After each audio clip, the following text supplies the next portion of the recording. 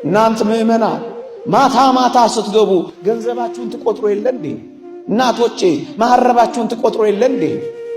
አባቶቼ ኪሳችሁን ታስተካክሉ የለ እንዴ? እናንተ ነጋዴዎች በየቀኑ አካውንታችሁን ቼክ ታደርጉ የለ እንዴ? እናንተ ኢንቨስተሮች በየወሩ ባንክ ሪኮንሲሌሽን ትሰሩ የለ እንዴ? ያጣችሁትን ያገኛችሁትን፣ ትርፋችሁን ኪሳራችሁን፣ ጎደሏችሁን ሙላችሁን ትፈትሹ የለ እንዴ? ምን ነው ያጣነው ጸጋ እግዚአብሔር ማታ ማታ አልጎበኘዋል? ሞልቶናል፣ ጎሎናል፣ አለን የለንም? ሁላችንም ነን። ለመቀባባት አይደለም የምለው፣ ማነጻጸር አልቻልንም። የጎደለንን አናውቀውም። ሁሉም ነገር ሰላም መስሎናል። እዩት ብላቴና እኔ እዚህ በረሃብ ለምን እሰቃያለሁ አለላ።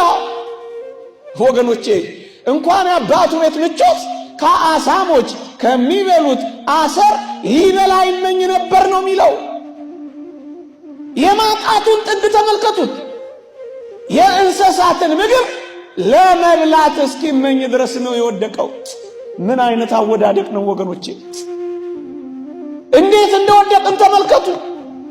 ብዙ የቢራ መሳከሪያዎች ያኮሩና ደሙን መጠጣት ግን አቅቶና እንዴት ካለ ውርደት እንደተዋረድን ተመልከቱ።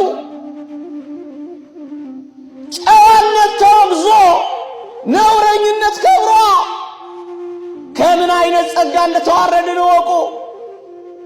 በአንድ መጽናት ተኮንኖ አመንዝራ መሆን ተጨብጭቦለታ።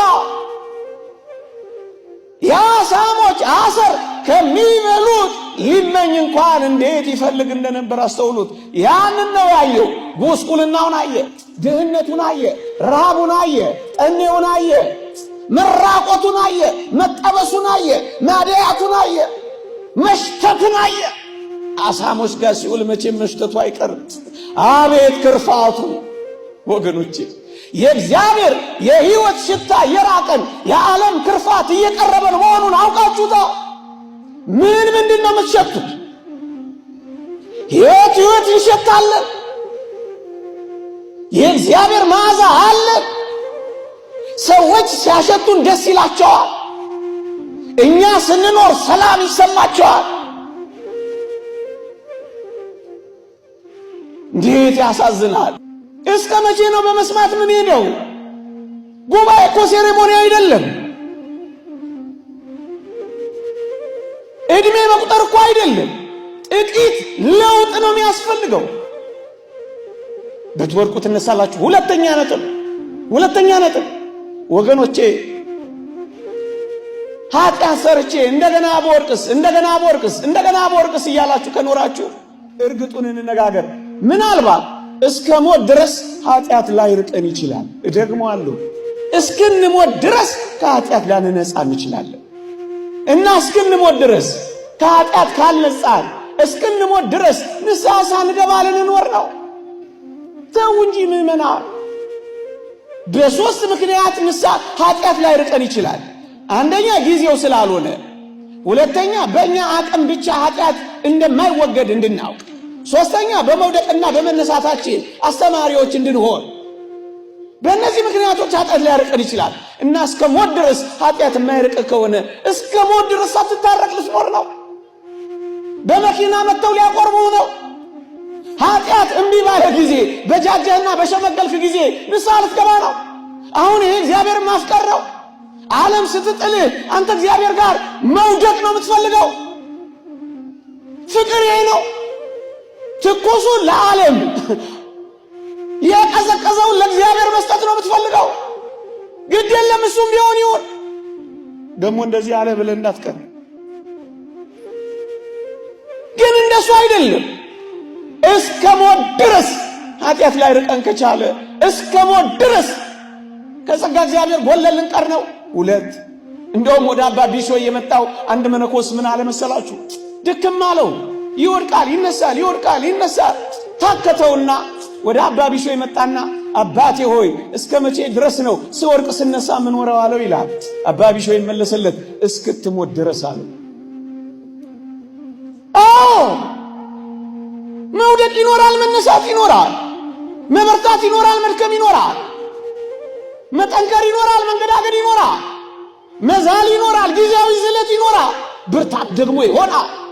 ተስፋ አትቁረጥ። እንደገና ብላ አትፍራ። ሁለት ሶስተኛ ላለመውደቅ ሁነኛ መፍትሄውን ቤተ ክርስቲያን ትነግርሃለች። በኃጢአት እንዳልወድቅ ብለህ ከፈራህ ኃጢአት ውስጥ መሆን አይደለም መፍትሄው፣ ንስሐ መግባት ነው መፍትሄው። እደግመዋለሁ፣ ከንስሐ መራቅ አይደለም መፍትሄው፣ ወደ ንስሐ መቅረብ ነው ላለመውደቅ መፍትሄው። ለዚህ ነው መጽሐፍ መነኮሳት በቤት ውስጥ ድል ያልነሳውን ሰይጣን ከቤቱ ውጭ ሆነ እንዴት ድል ትነሳዋለህ የሚለው። ከንስሐ ርቀህ እንዴት ድል ትነሳዋለህ? ከዕጣኑ ርቀህ እንዴት ድል ትነሳዋለህ? ከቁርባኑ ርቀህ እንዴት ድል ትነሳዋለህ? ማሸነፊያው እኮ እዚህ ነው ያለው። ኃይሉ እኮ እዚህ ነው ያለው። ማሰራጫው እኮ እዚህ ነው ያለው። ድል ማድረጉ እኮ እዚህ ነው ያለው። የት ውጭ ትላለህ? በቤቱ ውስጥ ነው ድል ያለው። ከቤቱ ውጭማ ሽንፈት ብቻ ነው። ሌላ ትምህርት ያስተምራሉ አባቶቻችን። ምን ይላሉ? በበደሉ ላይ ድፍረትንና ሽንገላን ቢጨምር እየበደለ አልበደልኩም ብሎ እንደ ጻድቅ ለመኖር ቢፈልግ ማለታቸው ነው። እየበደለ በበደሉ ላይ ሽንገላን ቢጨምር ማለትም በድሎ ሳለ አልበደልኩም ቢል ከዛች ኃጢአት መጠበቅ አይችልም፣ እርሷን በሚመስል ኃጢአት ከመውደቅ አይድንም ይላል። እየበደልክ እንዳልበደለ ሰው ከኖርክ ከምትቀጥለው ኃጢአት መጠበቅ አትችልም፣ ከሚመጣው ኃጢአት መጠበቅ አትድንም።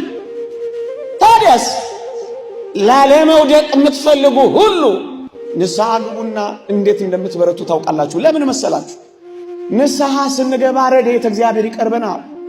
መንፈስ ቅዱስ ያበረታታናል፣ ያግዘናል። ወገኖቼ ጸሎቱ፣ ቀኖናው፣ እንባው፣ ስግደቱ፣ ሱባኤው፣ ጾሙ እያበረታታን ይመጣል። ደግሞስ መምህረ ንስሐችን ስለኛ ይጸልያል። ደግሞስ ጠባቂ መልአካችን እኛ እጆቻችንን ስንዘረጋ ኦጊረስ የተባለው ሊቅ እንዳለው እሱም አብሮ እጁን ይዘረጋላ። ይሄ ሁሉ ደጋፊ አለ። እንደ ደመና ዙሪያን የሚከቡ ቅዱሳን አሉልህ። ብቻህን አትሆንም። ያኔ ያ ማለት ምን ማለት ነው? ስትገባ ትበረታለህ፣ ስትጨክን ያስጨክንሃል፣ አንድ ስትመጣ ዲያብሎስ ይርቅሃል። እዛው እየኖርክ እንዴት ትለወጣለህ? ሶስተኛ አራተኛ ወገኖቼ አንዳንድ ሰዎች ንጹህ ሆነን ነው ንስሐ የምንገባው። ንስሐ መግባት በራሱ እኮ ለንጽህና ነው። ንጽህናን የምናገኘው እኮ በንስሐና በቁርባን ነው። ወገኖቼ ንጹህ ህይወት መኖር ከፈለጋችሁ ከረከሰች ህይወት አሁን ጀምሩ። ወገኖቼ ዝም ብላችሁ በመመላለስ ብቻ ንጹህ ህይወት ጋር አትደርሱም። ይልቁንም ከደከመች ከረከሰች የህይወት ስንጀምር ግን ቀስ እያልን ወደ ንጽህና እንደርሳለን። ራሱ ፍጹማን ያደርጋችኋል ተብሎ የተጻፈው ቃል እኮ ለዚህ ነው። ግድ የለም ብርቱ ጸሎት ላይ ለመድረስ ከፈለጋችሁ ከደካማ ጸሎት ዛሬ ጀምሩ።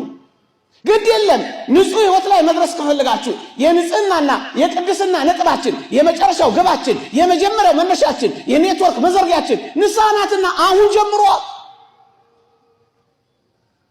አሁን ወገኖቼ ምግብ ልንበላ ስንል እጃችንን እንታጠባለን መቼም አይደለም? አሁን እንታጠባለን። ታዲያ ምግብ ስንበላ እጃችንን